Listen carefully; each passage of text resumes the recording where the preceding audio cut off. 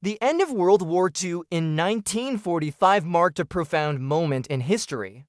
The collapse of Nazi Germany not only ended one of the most destructive wars in human history, but also left behind a legacy of unspeakable atrocities. 6 million Jews had been systematically murdered in the Holocaust, and countless others, gypsies, disabled people, political dissidents, and prisoners of war had also suffered brutal deaths at the hands of the Nazi regime. The question that haunted the world in the years following the war was, who would be held responsible for such horrors? The Nuremberg trials. At the conclusion of the war, the Allies comprising the United States, the Soviet Union, the United Kingdom, and France had to confront the reality of how to deal with Nazi war criminals. They decided on a legal framework that became known as the Nuremberg trials. Held in the German city of Nuremberg from November 20, 1945 to October 1, 1946, the trials were the first international military tribunals in history. The primary goal was to prosecute the top Nazi leaders for crimes against humanity, war crimes, and crimes against peace. 12 high-ranking Nazi officials were sentenced to death by hanging, while several others were given prison sentences or acquitted. Among the infamous figures sentenced were Hermann Göring, Rudolf Hess, and Joachim von Ribbentrop. However, the Nuremberg trials were a compromise, and many Nazi leaders who were instrumental in the genocide escaped prosecution. The problem of Nazi criminals who escaped justice. While the Nuremberg trials were groundbreaking in their efforts to establish accountability for war crimes, many Nazi officials who were not directly involved in the higher echelons of power managed to evade justice. Some of the most notorious war criminals, particularly those who had masterminded the Holocaust, had fled Germany and disappeared into the shadows. One of the most well-known Nazi criminals to escape prosecution was Adolf Eichmann, who had played a central role in organizing the logistics of the Holocaust. Eichmann was responsible for the transportation of Jews to extermination camps like Auschwitz, ensuring that millions of victims were efficiently murdered in the gas chambers. As the war came to an end, Eichmann, like many others, fled Germany and went into hiding. He managed to find refuge in Argentina, a country that had become a haven for former Nazis and fascists, thanks in part to the so-called Ratlands. These were secret escape routes that allowed Nazi war criminals to flee Europe, often with the assistance of sympathetic clergy, including some within the Catholic Church. Eichmann, who had been captured in Germany in 1944, had been freed by fellow Nazis in an elaborate escape plan. He made his way to Buenos Aires, where he lived under a false identity, blending into the local population. The escape to Argentina and the Nazi network. Argentina became a key destination for many high-ranking Nazi criminals after the war. The country's government, led by President Juan Domingo Perón, was sympathetic to Nazi fugitives, either due to political ideology or a desire to use former Nazis' expertise. The notorious escape routes known as the Ratlands were used to smuggle prominent Nazis out of Europe to South America. The main figures behind these networks included high-ranking Nazis such as Otto Skorzeny, a former Waffen-SS officer, and the infamous Josef Mengele, known as the Angel of Death, who performed medical experiments on Auschwitz's prisoners. Argentina offered them a chance to escape justice and start new lives far from the reach of European authorities. Eichmann, who used the alias Ricardo Clement, was able to find work in Argentina, living a relatively quiet life with his wife and children. This period after the war was a dark chapter for many Jewish survivors and the families of the victims of the Holocaust. As the years went by, many former Nazis had seemingly vanished into history, with their actions left unpunished. However, a small, determined group of individuals, including Holocaust survivors and Jewish organizations, would not let these war criminals escape justice. The role of Jewish organizations and the pursuit of justice. In the years following the end of World War II, there were significant efforts by Jewish groups, especially the World Jewish Congress and later the Israeli government, to track down and bring Nazi war criminals to justice. These organizations understood that without justice for the Holocaust, the memory of the victims would be dishonored. The desire for retribution was not only for those who died, but also for the survivors who had lived through the horrors and lost their families. One of the most significant organizations involved in this pursuit was the Wiesenthal Center, founded by Simon Wiesenthal, a Holocaust survivor who had lost most of his family to the Nazis. Wiesenthal made it his life's work to hunt down Nazi war criminals and ensure that they faced trial. In the 1950s, his relentless work led to the identification and prosecution of several key Nazis, but it was only a small fraction of those who had escaped justice. Despite these efforts, many Nazi war criminals remained elusive. The question on the minds of those who had lived through the Holocaust was how these individuals could be brought to justice, especially when they had relocated to countries far from Germany. In the early 1950s, after the horrors of the Holocaust had been exposed to the world, the Jewish state of Israel began to consider how it would ensure justice for the crimes committed by the Nazis. The foundation of Israel in 1948 was a new chapter in the history of the Jewish people, but the shadows of the Holocaust still loomed large. The Israeli government, led by Prime Minister David Ben-Gurion, understood that holding Nazi war criminals accountable was vital not only for justice, but for the memory of the millions who had perished. The establishment of the Israeli intelligence apparatus. In the early years of Israel's existence, the country focused on building its military and intelligence capabilities. The Israeli intelligence agency, Mossad, was founded in December 1949, with its primary mission being to ensure the security of the newly established state. However, Mossad's role soon expanded to include the tracking of Nazi war criminals who had fled to countries around the world. Among these criminals, one individual stood out as the most important target: Adolf Eichmann. Eichmann's actions during the Holocaust, as the SS officer responsible for the logistics of mass deportations to concentration camps, had earned him a special place in history as one of the chief architects of the final solution. Despite the atrocities he had committed, Eichmann had managed to evade capture, living in relative obscurity under the name Ricardo Clement in Buenos Aires, Argentina. He had married and started a family, maintaining a low profile while quietly working as a factory manager. It was this sense of normalcy that allowed Eichmann to remain hidden for so long, but Israeli intelligence was determined to bring him to justice. Simon Wiesenthal and the importance of justice. At the forefront of the pursuit of Eichmann and other Nazi criminals was Simon Wiesenthal, a Holocaust survivor who had been incarcerated in several concentration camps. Wiesenthal had lost his parents, his wife, and many of his relatives during the war. After his liberation, Wiesenthal had become a tireless advocate for justice. In the years following the war, he dedicated his life to tracking down Nazi war criminals and bringing them to trial. Although Wiesenthal's work was crucial in the identification of Nazi criminals, he soon realized that the resources available to him were limited. The issue of capturing war criminals became even more urgent as many of them had found refuge in South America. Wiesenthal's relentless efforts led him to compile a list of individuals who were believed to be in hiding, but it was clear that the task of bringing them to trial would require the full resources of a state. In the early 1950s, Wiesenthal's organization and others like it began to pressure Israel to take action. It was not just the question of legal justice. It was about securing the moral authority of the Jewish people in the face of the greatest crime in human history. While Israel's government initially focused on its ongoing survival and military defense, the moral weight of the Holocaust and the global demand for justice created a sense of urgency. Mossad's first moves, the search for Eichmann. Mossad, under the leadership of Isser Harel, began to investigate the possibility of capturing Eichmann. The organization's strategy involved using a network of informants, Jewish survivors, and former Nazi sympathizers who had knowledge of Eichmann's whereabouts.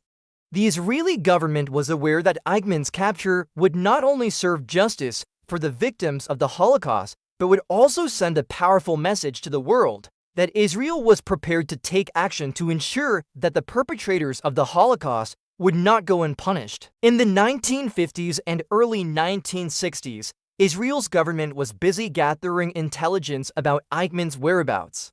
At first, there was little information, but as Mossad expanded its operations and built connections with Argentinian Jews who were living in Buenos Aires, a clearer picture began to emerge. In 1957, a Jewish informant who had worked with Eichmann during his time in the Gestapo provided a crucial tip. Eichmann was living in Argentina under the alias Ricardo Clement. The process of confirming Eichmann's identity was slow and painstaking. The Israeli agents had to gather photographic evidence, corroborate witness testimony, and even identify Eichmann's family members to be sure they had the right man. Once they were certain that Eichmann was living in Argentina, Mossad began to formulate a detailed plan for his capture. The role of the Israeli government. The Israeli government, led by Prime Minister David Ben-Gurion, was instrumental in giving Mossad the green light to pursue Eichmann. Ben-Gurion understood the political risks of such an operation, particularly because Argentina was a neutral country that had remained largely sympathetic to Nazi fugitives after the war. The Israeli government had to weigh the importance of capturing Eichmann against the potential diplomatic fallout that could arise from violating Argentine sovereignty. Ben-Gurion's decision was clear. The capture of Eichmann was a moral and historical imperative for Israel. Not only was Eichmann one of the most wanted war criminals in the world, but his trial in Israel would serve as a key moment in international law and human rights. Mossad was tasked with ensuring that Eichmann could be safely brought to Israel for trial. The mission would require secrecy, precision, and above all, stealth. There could be no room for error in this high-stakes operation. Formulating a plan for capture, Operation Finale. The operation to capture Eichmann was dubbed Operation Finale, and it would be carried out with the utmost care. The agents working on the mission had to plan every detail, from how to extract Eichmann from Argentina to how to transport him back to Israel without alerting Argentine authorities or the international community. Every step had to be meticulously coordinated, and the consequences of failure would be disastrous. Mossad began to assemble a team of experts, including agents who had previously worked in covert operations, along with a few who had specific knowledge of Eichmann's activities during the war. The team would work with local Jewish communities in Argentina, including a network of informants who could help them track Eichmann's movements. As Mossad's operatives gathered intelligence, the Israeli government also began to prepare the international community for the eventual trial of Eichmann. The capture of Eichmann would not be just an Israeli concern, it would become an international event, one that would shape the world's understanding of justice and the Holocaust for generations. By the early 1960s, Mossad's intelligence on Adolf Eichmann had reached a critical point. After years of painstaking surveillance and verification, the Israeli intelligence agency had confirmed that Eichmann, the man responsible for the logistical orchestration of the Holocaust, was living quietly in the San Fernando suburb of Buenos Aires, Argentina. Under the alias Ricardo Clement, Eichmann had constructed a seemingly ordinary life. He worked at a Mercedes-Benz factory, had a family with his wife and 4 children, and maintained a low-profile social existence. Yet beneath this ordinary exterior lay one of the most notorious war criminals in history. The Mossad operation to capture Eichmann, later known as Operation Finale, required precision, patience, and an extraordinary level of secrecy. The Israeli government knew that if Eichmann discovered he was being hunted, he could flee again, disappearing into the vast networks of ex-Nazis in South America or even beyond. The mission would require agents who were trained in both intelligence gathering and covert operations, capable of acting decisively in hostile territory. The surveillance begins. In 1960, Mossad dispatched agents to Argentina to conduct covert surveillance on Eichmann.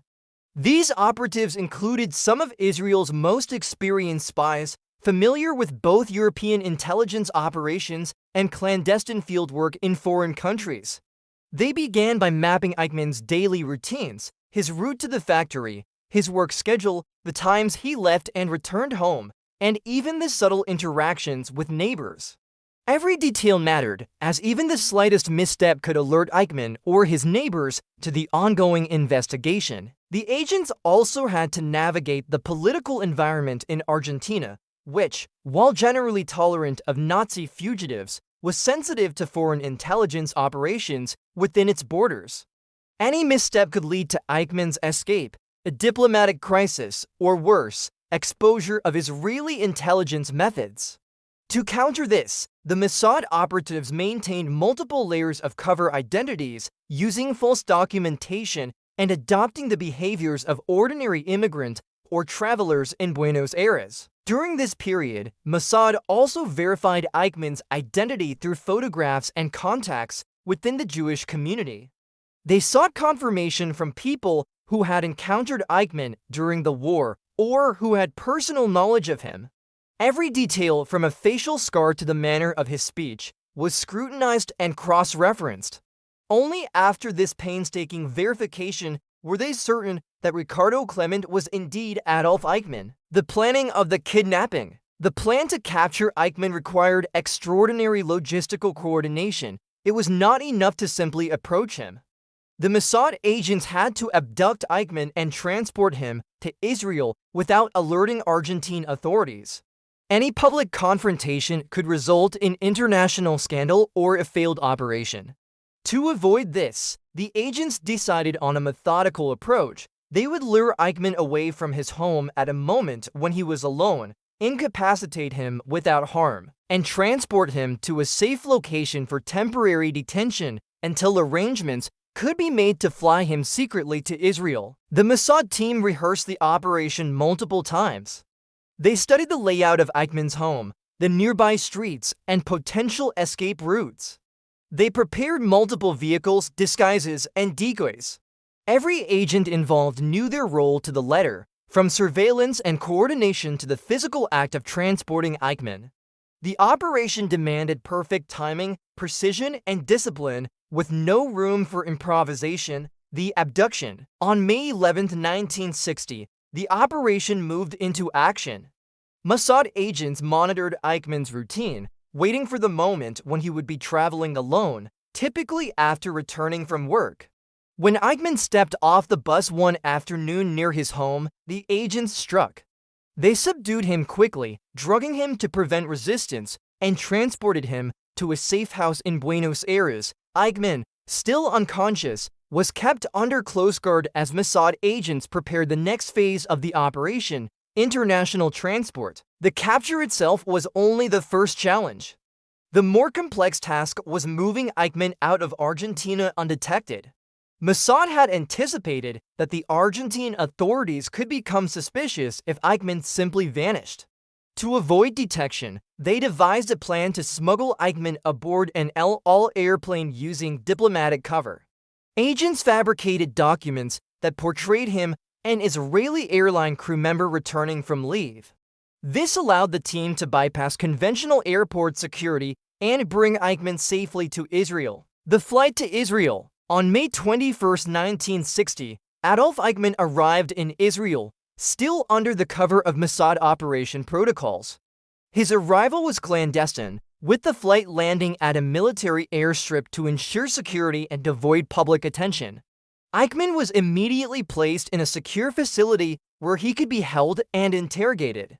The Israeli authorities understood that Eichmann's testimony would be invaluable, not only in confirming historical facts about the Holocaust, but in building a legal case that could withstand international scrutiny. Eichmann's interrogation was conducted with care, balancing the need for information with adherence to legal standards. He was questioned extensively about his role in the Nazi hierarchy, the implementation of the final solution, and his knowledge of the broader network of war criminals. Eichmann, known for his bureaucratic coldness, initially claimed he was merely following orders.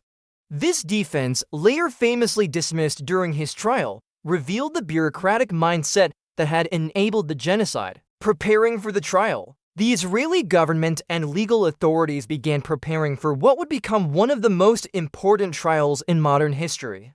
Eichmann's trial was not merely a legal proceeding. It was a public reckoning with the Holocaust, an event that brought the atrocities to global attention.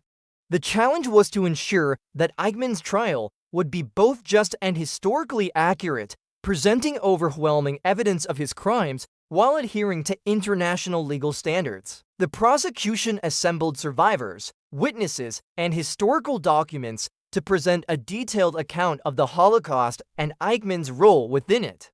The trial would serve multiple purposes, holding Eichmann accountable, documenting the crimes for posterity, and demonstrating the international reach of justice.